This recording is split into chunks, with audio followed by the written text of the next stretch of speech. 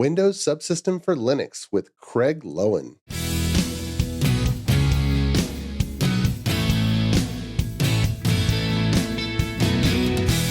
The Azure DevOps Podcast is a show for developers and DevOps professionals shipping software using Microsoft technologies. Each show brings you hard-hitting interviews with industry experts, innovating better methods, and sharing success stories. Listen on to learn how to increase quality, ship quickly, and operate well.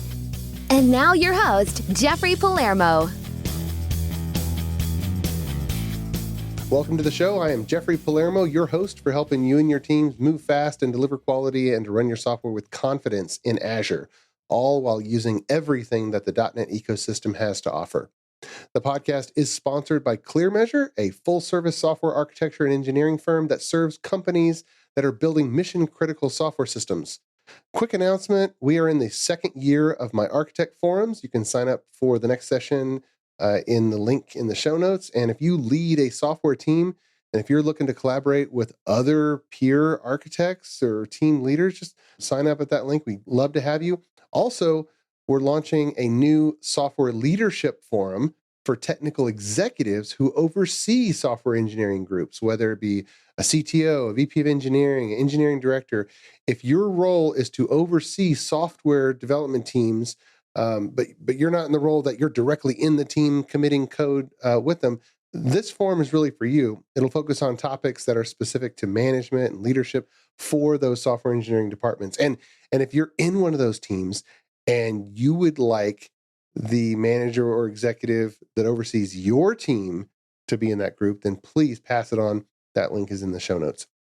And for those who are looking for Programming with Palermo, my video podcast, you can just search for it in any of the directories and you'll be able to find it. My guest today on the show is Craig Loewen, and he's had a love for technology ever since he was a child, and he's grown passionate about building things that empower people, from constructing his own quadcopter for photography to delivering developer tools that aid developers in driving technological improvements and innovation. He's pretty much done it all. As a product manager at Microsoft, he's responsible for the Windows Subsystem for Linux, or WSL, which is a developer tool used by over 3 million developers and IT professionals. And he defines the product vision and prioritizes the feature roadmap based on customer data, technical feedback, and market studies. But on the personal side, he volunteers as a mentor at First Robotics, where he teaches high school students how to build robots and foster a passion for STEM. Craig, welcome to the podcast. How are you, sir? I'm doing very well. Thank you very much for having me. Oh, my pleasure. My pleasure. We had a recent guest, Kayla Cinnamon, who started talking about Windows Subsystem for Linux. And of course, we haven't had that topic on the podcast for a while. And you've recently, you spoke at Build in one of your sessions. We'll include that link in the show notes. But you've done a ton of work. So no better person to kind of give us an update on what the state of WSL is for .NET developers and on Windows than you. But I want to ask you about that. I'm chomping at the bit. But before I do, as the listeners get to know you better, can you back up a little bit and tell us about your journey of what were the high points in your career that kind of steered you in this direction where you are working on this really important piece of tech inside Windows? Yeah, for sure. So when I started at Microsoft, I was actually an intern. So I started in an internship back in 2017 while I was at school. And I worked on the command prompt, so Windows console at that time, and also the Windows Subsystem for Linux team. And some of the cool things that I did when I was an intern were like I made the default colors more accessible inside of the console window, and also worked on some WSL features. And I realized I really liked the product. And so when I finished school, about 8 months or so later, I came back and joined as the WSL PM full time. And so since then, the really fun things that I've enjoyed are things like we added the ability to run Linux GUI apps on Windows. And my favorite part about that was we decided they should look like regular Windows applications. They should be in the taskbar. They should be in, when you Alt Tab, they should live there. They should be in your start menu. But then it really looks like Linux, like it has the full GTK tiling at the top. Mm-hmm. And then most recently, We also launched the Windows Subsystem for Linux version 2, type distros, which use virtualization. And that's added a ton of new features like GPU support for AI development. And we're adding a lot more enterprise features for it recently as well. So those are some of the things that I've really enjoyed working on so far at my time at Microsoft. Nice. Well, that's huge. And I remember when it first was announced as a preview, everyone's saying, and it's not a VM, it's just there. And so how how it works is kind of some engineering marvel. But there's still developers out there who've never given it a shot, or maybe if they have installed it, it's just to get Docker Desktop working, or .NET Aspire has come out, which kind of WSL is kind of in the dependency stack there. But catch us up on what are the most common use cases where devs are missing out if they're not using it for those. Yeah, for sure. So I think the biggest use case is, hey, I love using Windows, but I also love using Linux. Or perhaps I need to use one or the other. For example, I'll talk for me personally. On my personal computer, I have a gaming setup because I do like to play PC games. Mm-hmm. So I have a nice graphics card.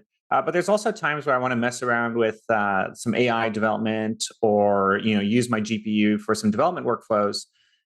What's great is I want to be able to use Linux tools for that, and I don't want to dual boot because I like having all the disk available on my system and not have to swap between two environments.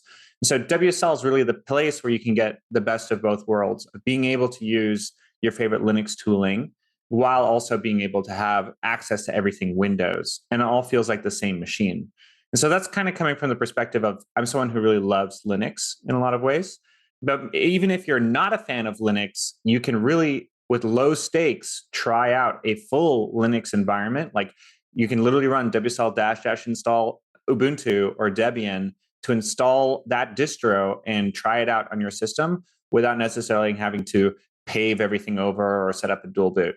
So I just really recommend it as a way to get started with Linux or bring your favorite Linux workflows over to Windows. Okay. So you mentioned distros. Again, for the folks who haven't kind of done anything, do they need to decide anything? What's the decisions that you need to make in order to, before you get into the terminal and type your first Linux command? Right. I think it comes down to, you have a need for Linux as kind of the first starting point of, let's say that I want to get started with Node.js development, and it's a tool I've never used before, but I know my production server at work uses Linux, so I want to use my Linux tools for it. Which is a really good, perfect example of why people might get started with WSL, because they want to match production, right? Mm-hmm. And so you might not know anything about, how do I get started with a distro, or what even is a Linux distribution? Literally, to get started, you can run WSL -- install. That will install everything that you need. You can run it from PowerShell or CMD. Install everything. We by default install the Ubuntu Linux distribution for you. It's just basically, to oversimplify it, it's just a Linux environment, right? It's like a place where you can run your Linux commands, have your Linux files, run your Linux binaries, etc. And we install and set that up for you. And then on reboot, it will start up. And from there, if you go to aka.ms/wsldocs, we actually have getting started guides and tutorials there for different workflows like Node.js, training AI, or even just, hey, what are some Linux commands that I can run? Mm-hmm. Do you have any favorite Linux programs, like GUI programs, that you find that you like running in this way? Oh, yeah. Probably some of my favorites. Recently, I guess in terms of use, I really have been using Postman a lot inside of WSL. And I've also been using MongoDB Compass inside of WSL. The other things that I've used in the past are things like Audacity, because I wanted to grab some like very fast version of it. And I've always test, anytime we release a new build, I test Blender on WSL because it's the most graphic intensive, GPU intensive program I can think of. That's really easy to install. Okay. Well, some of the announcements at the build conference, and some of them, I mean, you've probably been working on them all year. but DevHome was one of the the new features, and there's some new WSL goodness that intersects with DevHome. Yeah. So DevHome, just to give a quick level set, is a way for you to have like a companion app for your development environment, and then really any development workflow that you have. And so what we did is we wanted to add and often ask for feature requests for WSL, which is, hey, I want to be able to manage the WSL distros from a GUI perspective, so from a graphical perspective. And we decided DevHome would be a really good place to put that information. And so what we did is we've actually partnered with a community member. So huge shout out to Carlos Ramirez from Whitewater Foundry. And he was able to do it totally open source. And he built an extension in DevHome that basically powers that experience. And so we are working right now to pull that in by default into DevHome. So what that gives you at the end of the day is you can go into DevHome. There's a new feature called Dev Environments, which allows you to see all the environments where you do development activities like a DevBox or Hyper-V VM. And we also include WSL now in that list. So you can install new WSL distributions, view your running distributions, manage them, etc. So you can have multiple distributions side by side, all active at the same time. Yep. Yeah, you can run Ubuntu, Debian, OpenSUSE, all simultaneously, and you can even run Docker on top of that if you like. And these are not virtual machines somehow. Oh, so the cool part is that we do now use a virtual machine. So what's really neat about WSL, it actually started from Windows Phone. So back in the day when Windows Phone was a thing, there was an investigation of, hey, can we run Android apps on Windows Phone? And so they looked at making a translation layer. So basically all of the Linux system kernel calls would be translated to Windows 32 kernel calls. And then that would then run on the Windows kernel itself. And that project, once Windows Phone was shuttered, then that project became WSL. And so the use case initially was, I want to be able to run bash commands on Windows. And that ran with a translation layer. And then it grew and grew and grew in size as we added more and more capabilities. And then the challenge of, and this is where we made WSL2 type distros, we moved the architecture over to a virtualization layer. And what's cool about that is we grabbed technology from Azure to power that. So we grabbed this thing called a utility VM, and it launches in under 2 seconds. And it has a kernel that's basically we can hot load into memory, and we skip a lot of the normal boot process on a normal machine. Mm-hmm. And you just type in WSL and you have it right away.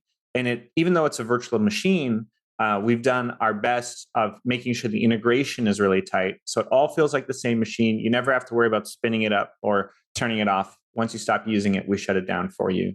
And so the difference is WSL1 type distros are translation based. Okay. WSL2 are virtual machine based. And then WSL2 is the latest and default. So what kind of memory should I expect to be consumed as I'm like add more and more distros? Yeah. So initially when you start up the WSL VM, are you talking about disk space or memory like RAM? I think memory is the more of a constraint than disk space for most people. Got it. So if you start up if I start a distro, memory will sit around 400 megabytes, 500 megabytes if I just have bash open and nothing else. And then as you use programs in it, so as I use let's say I open Blender, for example, then the in-process memory will expand over time. And so it will start at 500 megabytes. And let's say I add Blender will grow it, with the in-process memory, maybe by a gigabyte. So then I'll be at 1.5. Mm-hmm. We actually recently added improvements to WSL to help manage this memory. So it grows over time. And then now we have the ability to shrink it back.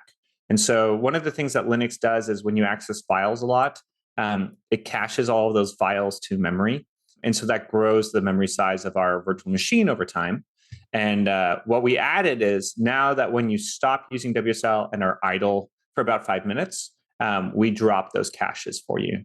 And so if you leave WSL on and go get a coffee and come back, it will go back down to the resting value of 500 megabytes if you're not running anything. Mm-hmm. Okay. And from a strategy perspective, is this aimed squarely at workstation only or development scenarios only, or are there scenarios where there's perpetual running services where it's kind of like a local server as well? What are the best use cases that it's designed for? Right. Great question. And so the use case that it's designed for is for development purposes. We made a lot of choices in WSL to make it best for developers. So I'll give a really good example of, we start your WSL VM for you. So when you run WSL, if you're not running it, no VM exists and no memory is consumed.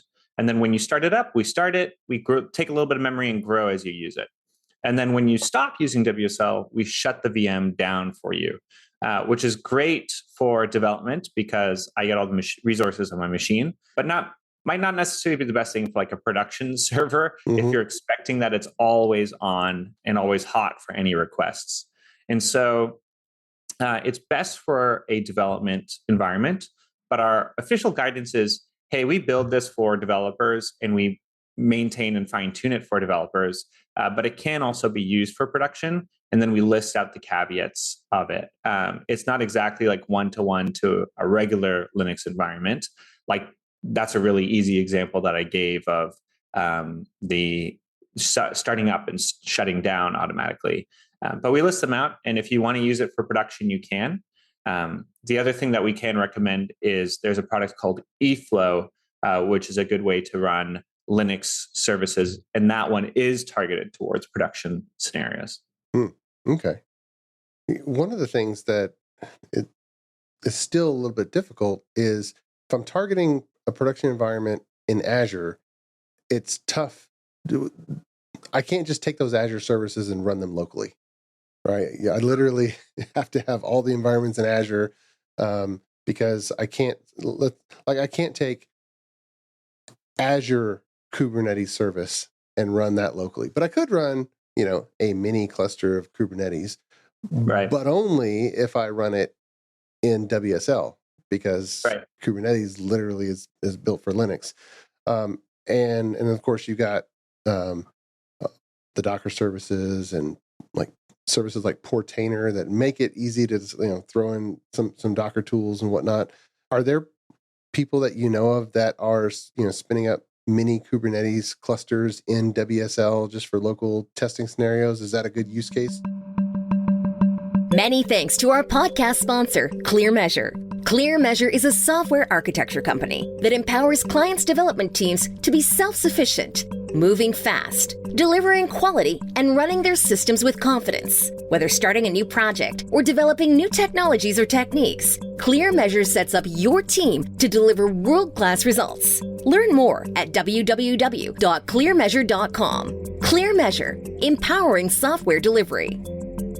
ClearMeasure is also happy to be a sponsor of the video podcast, Programming with Palermo. Watch, learn, and program alongside Chief Architect Jeffrey Palermo. Videos are added weekly and available on syndicated locations supporting video podcast or by visiting palermo.network. Tune in today. Oh, yeah, for sure. There are multiple teams that I know of that are using exactly that workflow.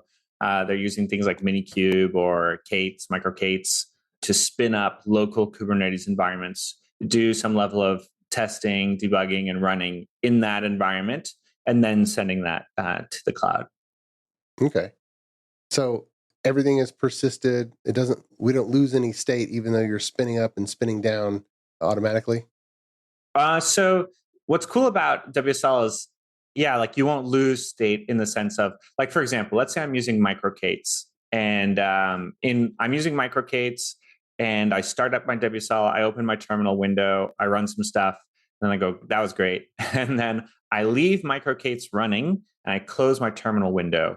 The actual, thing that we're doing behind the scenes is we're testing, does WSL have any open Windows file descriptors? So do you have a terminal window open? It would be an example of that. And if you do, we leave it up. And then if you don't, after a minute or so, we start the shutdown process. And so we shut it down like any other virtual machine. And so that microcates, basically system daemon would get a shutdown signal, clean up, and you wouldn't lose state. It'd just be like your computer turned off in like a regular bare metal Linux analogy. Okay. So one of the, whether it's an announcement or just a feature, is local AI, small language models, or making use of that. What can developers do today in that area? That's an intersection with Gen AI and WSL. So are there scenarios that work really well already that developers can try out? Oh, for sure. Okay. I would highly recommend checking out. It's called VS Code AI Toolkit. It is something new that was launched in this build, so just a few months ago. And the scenario that you can use for that is basically, hey, I can run SLMs or small language models locally. So I'll try and really over-explain of, LLMs, large language models, are things like ChatGPT, of like interacting online, or Bing Chat. They can answer really complex questions via text and do smart completions and chats to text messages. And an LLM is just a large version of that. SLM is a small language model, which you can run in a small context because, it might take up 5 gigabytes on your machine. That's the small version of it. And so they might not know as much as a large language model, but they can be used for really interesting use cases locally. And the example that I'll give is with VS Code AI Toolkit, you can download one of these small language models, and then you can fine tune it on local data. So for example, if I wanted to have ChatGPT, but I wanted to output everything as a knock-knock joke. Like anytime anyone asks it anything, I want a knock-knock joke variant to come out from it, and I want it to have these specific kinds that I like. You could create a training data set of that. Of, hey, here's the user input, and then here's what I want outputted, and then you can train a model. Sorry, I keep using the word train. You need to fine tune the model because it's already trained, but you're fine tuning it for your additional data set. And you can make a version of a ChatGPT, a language model that has your specific outputs and is fine tuned to what you'd want it. And so that all can be run in VS Code AI Toolkit, and that's all powered by WSL at the end of the day. So one of the dependencies in that chain is the Windows Subsystem for Linux. So this is a tool that you can't just run on Windows by itself. It does have Linux dependencies. Yeah. The tools that's being used in it does have Linux dependencies, and so it depends on WSL on your system. Okay. The models that have been trained on different languages and can do, say, real-time translation back and forth between English and Spanish. Do you know if those are classified as small language models or large? Good question. I don't know off the top of my head to give you a definitive yes or no. But what's kind of fun is with these language models is you can kind of play around with them to see which one's best. And they have the problem space of, okay, all of text, any text that you can input is just so huge. It's hard to really tell how good is it at this or how good it is at this other scenario. That's kind of why I like the VS Code AI Toolkit setup, because it's really easy to download and try out a bunch of these different models. Like you can try Llama 3 from Meta or Phi 3 from Microsoft, etc. Yeah. Well, tell me if I'm thinking about this right, but I'm thinking of some scenarios where, locally we could integrate it with our own custom applications through WSL, but we could, test it out and then deploy it to production. Is if we're validating input. Now there may be easier ways to do this, but we could have a profanity filter where it's just monitoring everything that goes through and just strips that out. Am I thinking a small language model could do a task like that? Yeah, I think that'd be very reasonable. The one that I showed, so I did do a talk about this at Build, and one of the ones that I built for that talk was we have a bunch of GitHub issues come in, and we label those, right? Like this is a duplicate, or this is related to this specific area of the code. And so I took a whole all of our historic data of how we labeled those issues. And that was my training data of, you get this issue description and I want you to output these issue labels, right? So for something like WSL, it'd be, okay, if they, I'm opening this port and it's not opening and, connecting via localhost, that's a networking issue is what we kind of showed as our fine-tuning data set. And then the output of it after training was you can type up a issue and then it would label this as, yeah, that's related to WSL and that's related to networking. And so it's that kind of level of, if I tried to do that with a large language model like ChatGPT, it would have no idea how I label issues or how my team labels issues. It's really kind of best for something like domain-specific knowledge or something that you would not be able to ask ChatGPT, but you could give it enough data where you could make your own version of that model that knew that really specific, oh yeah, this is related to networking in WSL. This is related to GPU in WSL. Nice. Yeah, it seems like we only have scratched the surface on figuring out these little tasks that a small language model and 5 gigabytes, I'm wondering if there's going to come out with a tiny language model where it's trained on just enough to be able to reliably make good recommendations for a certain set of tasks. And right. It seems like a year ago, it was, whoa, let's play around with ChatGPT. And now a year from now, it'll be, okay, now I can actually apply this, and we'll have lots of examples of people they've really embedded it in production systems and know what works and what was a disaster.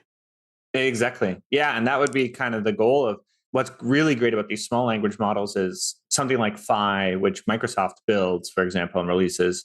There's a version that's designed to run on mobile applications because it's that level of small. And so it's really cool seeing all the different ways that people are looking at, okay, in which ways could this be useful? Like a really good one that, just off the top of my head might be cool is if I'm searching something on my phone, is there a way that you can have that search the meaning of what I'm trying to type rather than the keyword, literal search, things like that, I think are really powerful use cases. Gotcha. Now, here's something else where I don't think it's exactly in WSL. You correct me if I'm wrong. Is Sudo for Windows? Did your team do that or have an intersection with that? So we are intersected with that. My broader team that I work on is called the Engineered for Developers team. And so I work on that team with Kayla, Cinnamon, as well as a bunch of other really talented folks. And that is owned by Jordi Adumi, and who's an awesome PM. And I can chat a little bit about it. It's basically adding the ability to run sudo in Windows. It's in the name, which is cool. And I really like it in terms of bringing Linux functionality to the Windows OS. Well, maybe you can demystify it and what it is and what it isn't, because one of the most common things, and I've asked some developers about sudo, and they're like, "Oh yeah, well let me sudo apt get something," and so, right. But you've got the intersection with the package managers that is very common. But what is sudo, and what just happens to be around sudo but is not it? Right. So sudo in itself, I'm going to try and be really pedantic on terms because I think it is hard of it's like overloaded. And there's the concept of sudo in Linux, which is just, hey, run this as root user, right? The Linux equivalent of administrator. I think it stands for super user do, though I don't know. Whether it officially does or not, I think everybody in the industry just has gone with that because it just makes sense. Super user do. Exactly. And so the sudo command itself is like a staple in Linux, and you very often use it for hey, I need to install something. Okay, sudo, give me super user permissions and I'll go install this thing. What sudo for Windows is the ability to do the same semantics, which is I need to elevate my permissions level for this one command. And so the example you use of sudo apt get, okay, well, apt get an apt, that binary doesn't exist on Windows. So that Mm-hmm. command would fail. But if I wanted to do something like, PowerShell, like set my execution policy on scripts, is something that requires admin, for example. And I don't want to spawn an entirely new terminal window with admin privileges. Now you can just type in, on the latest versions of Windows, you can type sudo space that command that I want. And it's going to do the same semantic thing, which is I'm going to give you higher level permissions, and you can then run this command, just this one command, as that higher level permissions, and then you go back to your regular permissions. Is this meant to be interactive commands or also unattended commands? I would say it's both. So you can actually kind of configure the behavior of how sudo on Windows works. And so that includes the ability of either spawning it in a new window by default or having it inline. And so you can customize it in that way and use it for either scenario. Yeah, I can see this.